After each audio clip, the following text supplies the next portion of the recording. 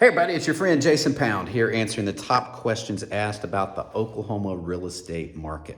Question we're tackling today, will the new housing bill lower home prices? The short answer is probably, but not the way that you think. As usual, let me over-explain. The goal of the new housing bill, which by the way has a long name, it's called the 21st Century Road to Housing Act. The goal is to increase the supply. You may remember a buzzword that becomes real popular during elections called supply side economics. And the thought behind it is based on baseball card theory.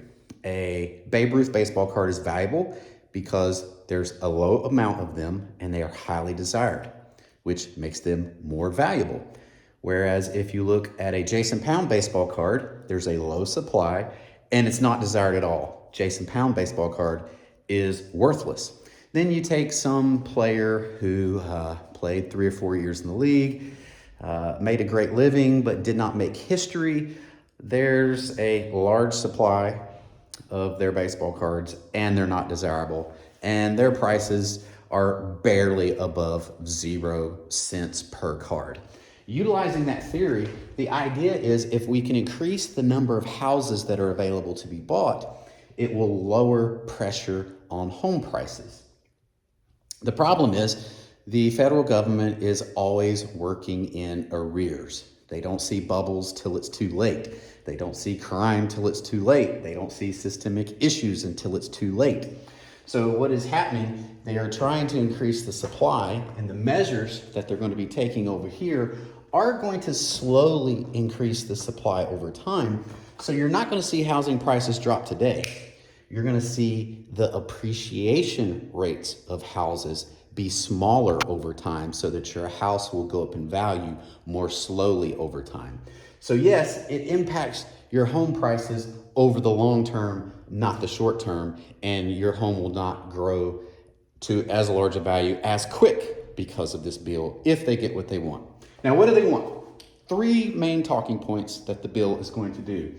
Number 1, it is putting institutional investor restrictions of 350 properties.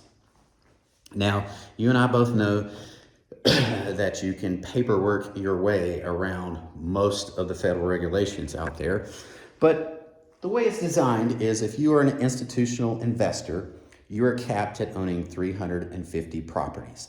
The goal is to keep institutional investors out of the housing market as much as possible without seizing up the liquidity of the market.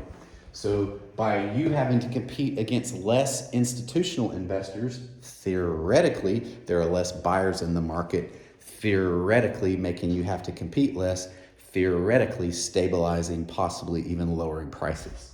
Talking point number 2 is they are changing some of the rules around manufactured housing.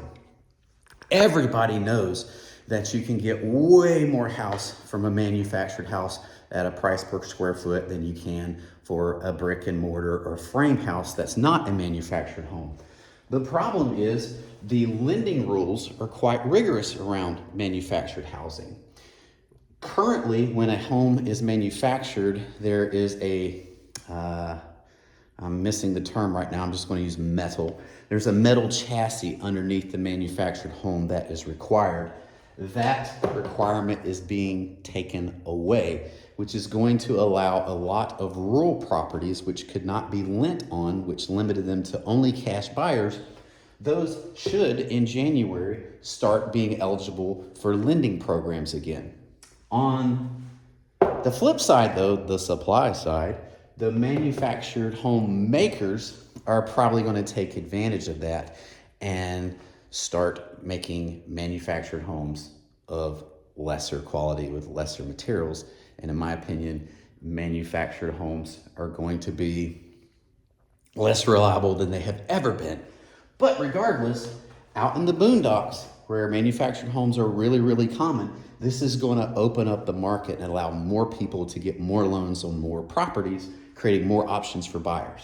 Talking point number 3, the HUD currently has a lot of red tape around converting commercial properties to residential properties and a ton of red tape around the housing vouchers. by easing up some of the legislative and regulatory requirements dealing with the HUD department is also going to free up more properties to the market as options to be purchased by home buyers. So in short, every single one of these is going to take some time to go into effect. I believe it's January when these are expected to start being initiated. And then you're probably going to see a 6 to 8 month lag as those changes are implemented. And then you're probably going to see another 6 to 8 month lag based on how the market reacts. So we're probably 16 to 24 months away from truly seeing what this new bill is going to do for us. So in my opinion, this has nothing to do with the real estate market that we're in right now. And we're probably around 2 years away from being able to see what the results are. So for the next 2 years, continue doing business as normal. That's how I think about it. My name is Jason Pound with Jericho Pound Realty Group. We service the entire Oklahoma City metro area with hyper-local expertise in South Oklahoma City, Moore, and Norman. If we can ever be of service, don't hesitate to reach out. We're here to serve. In the meantime, peace out, have a great life, and oh, the doors are shut. I'm gonna get to work. Ooh, that was harder that time.